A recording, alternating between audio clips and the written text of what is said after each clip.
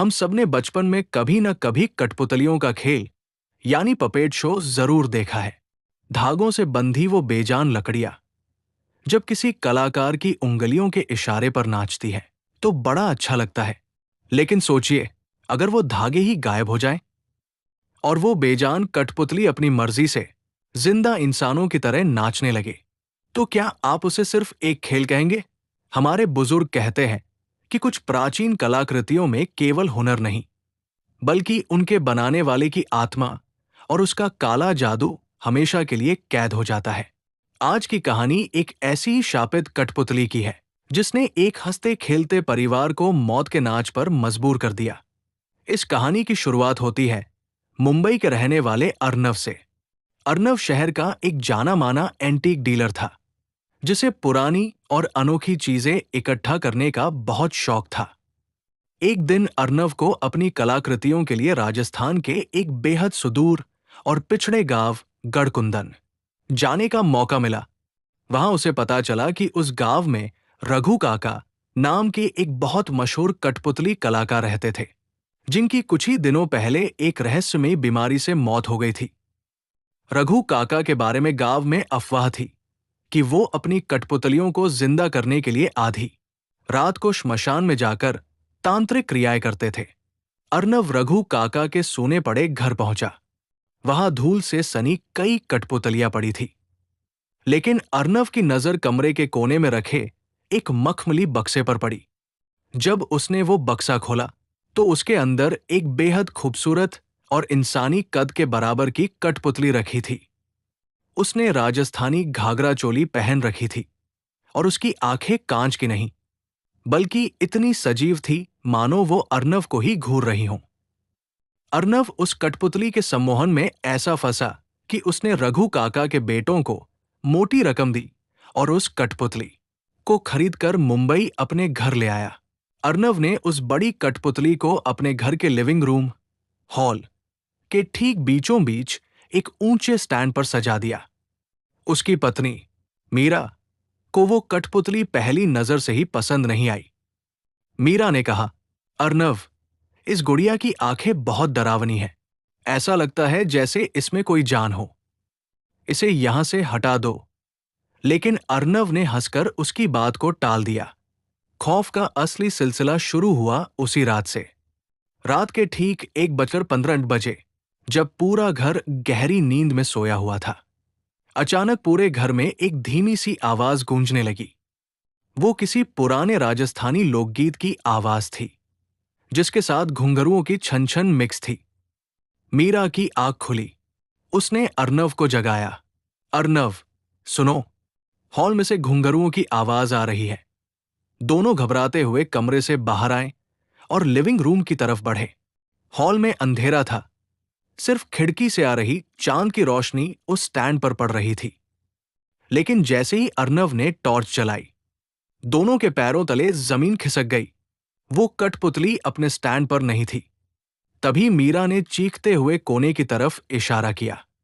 Hall के कोने में बिना किसी धागे के वो कठपुतली अपने आप अजीब तरीके से हाथ पैर मटकाते हुए नाच रही थी। उसके चेहरे पर एक खौफनाक और ठंडी मुस्कान थी। डर के मारे अर्नव ने तुरंत लाइट का स्विच ऑन किया। जैसे ही हॉल में बल्ब की रोशनी हुई, वो कठपुतली एक झटके के साथ वही जमीन पर बेजान होकर गिर पड़ी। अर्नव और मीरा का दिल जोर जोर से धड़क रहा था। अर्नव ने डरते डरते उस कठपुतली को उठाया और वापस स्टैंड पर बांध दिया। अगले दिन सुबह अर्नव ने फैसला किया कि वो इस बला को वापस राजस्थान छोड़ आएगा। लेकिन शायद अब बहुत देर हो चुकी थी। उसी शाम अर्नव की 8 साल की बेटी पीहू हॉल में अकेली खेल रही थी। मीरा किचन में खाना बना रही थी। तभी उसने पीहू के हंसने और बात करने की आवाज सुनी। मीरा ने हॉल में आकर देखा तो पीहू उस कठपुतली का हाथ पकड़कर गोल गोल घूम रही थी। मीरा ने डांटते हुए कहा, पीहू, दूर हटो उससे। लेकिन जैसे ही पीहू पीछे मुड़ी, मीरा के हलक से चीख निकल गई। पीहू की आंखें पूरी तरह से लाल हो चुकी थी और वो इंसानी आवाज में नहीं, बल्कि किसी बूढ़े आदमी की भारी आवाज में बोली, ये अब तुम्हारी बेटी नहीं है, ये मेरी अगली कठपुतली है। और तभी पीहू का शरीर बिना उसकी मर्जी के हवा में किसी अदृश्य धागे से बंधे होने की तरह अजीब कोणों पर मुड़ने लगा और वो दर्द से चीखते हुए नाचने लगी। आखिर रघु काका की उस आखिरी कठपुतली में कौन सी शैतानी ताकत कैद है? क्या अर्नव अपनी मासूम बेटी को इस काले जादू के चंगुल से बचा पाएगा? और क्या होगा जब रात के अंधेरे में वो कठपुतली अर्नव और मीरा को भी अपने इशारों पर नचाने आएगी?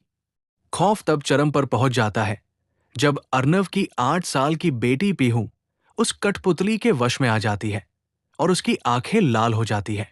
वो एक बूढ़े आदमी की आवाज में कहती है, ये अब तुम्हारी बेटी नहीं, मेरी अगली कठपुतली है। और पीहू का शरीर हवा में किसी अदृश्य धागे से खिंचकर अजीब तरह से नाचने लगता है। अब जानिए इसके आगे का वो रोंगटे खड़े कर देने वाला अंजाम। पीहू का शरीर हवा में इस तरह मुड़ रहा था मानो उसकी हड्डियां टूट जाएंगी। मीरा रोते हुए उसे पकड़ने भागी, लेकिन एक अदृश्य झटके ने मीरा को दूर फेंक दिया। अर्नव ने तुरंत हिम्मत दिखाई और दौड़कर हॉल की लाइट ऑन कर दी। रोशनी होते ही पीहू एक झटके से जमीन पर गिरकर बेहोश हो गई और वो कठपुतली भी अपने स्टैंड पर बेजान हो गई। अर्नव और मीरा पीहू को लेकर तुरंत अस्पताल भागे। डॉक्टरों ने सारे टेस्ट किए, लेकिन रिपोर्ट बिल्कुल नॉर्मल आई। डॉक्टर भी हैरान थे कि पीहू होश में तो थी, लेकिन वो कुछ बोल नहीं रही थी। उसकी उंगलियां और पैर रह रहकर ऐसे कांप रहे थे मानो कोई उन्हें ऊपर से धागे से खींच रहा हो। अर्नव समझ गया कि ये कोई बीमारी नहीं, बल्कि रघु काका का वो खतरनाक काला जादू है जो उस कठपुतली के जरिए उनके घर में घुस चुका है। अर्नव पीहू और मीरा को अस्पताल में छोड़कर अकेले ही वापस अपने घर लौटा। उसका इरादा उस शापित कठपुतली को हमेशा के लिए खत्म करने का था। रात के ठीक 12 बज रहे थे। अर्नव ने हॉल में कदम रखा, कुल्हाड़ी उठाई और जैसे ही वो कठपुतली की तरफ बढ़ा, पूरे घर की लाइट्स गुल हो गई।